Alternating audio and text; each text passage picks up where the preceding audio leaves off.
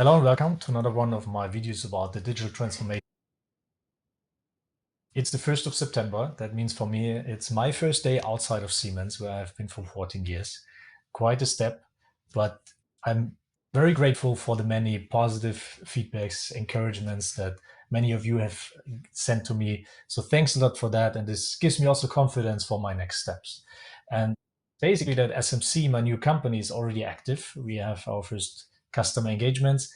And also what is even more important, I think, I've now lined up a partner network basically of many people and experts that can support all aspects of digital transformation.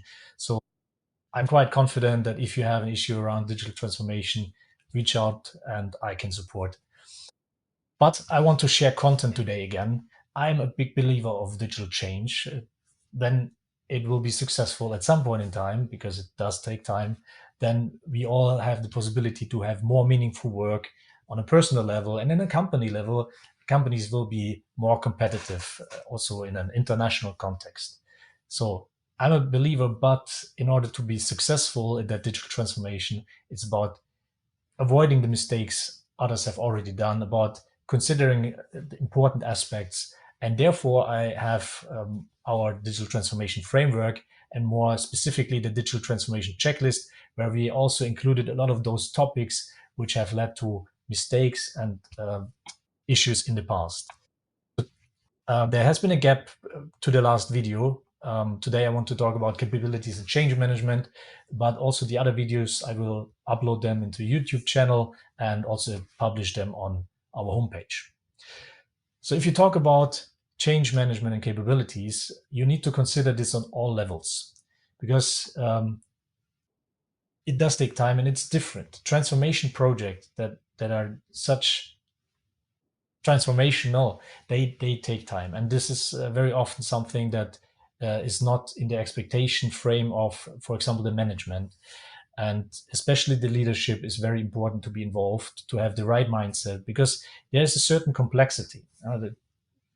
It takes time, but you cannot lay back, because it's about vision, it's about the culture, it's about organizational structures, about talent management, risk management, communication, where we want to talk about next time, and much more. So let me give you one of the stories I recently heard about one of our former customers in the realm of IoT. That company had a comprehensive digital strategy, dedicated team or even group working for that. And at some point in time, they stopped their activities. And one of their pilot customers now came up to us and to one of my former employees and said, basically, hey, it took us time, but now we really like the solution. We understood what it can bring to us. We have now the data. Now we would like to expand on that, but this company is not supporting their own application anymore because they cut down these activities. And this is one of the examples where, well, timing is key, and to have a longer term breath for such transformation projects, because I mean, you don't want to have a happy customer that you cannot serve anymore. But to make this understandable for the leadership team, for the C-level team, it's also necessary that you relate that to their personal goals. And these are very often connected to the company goals.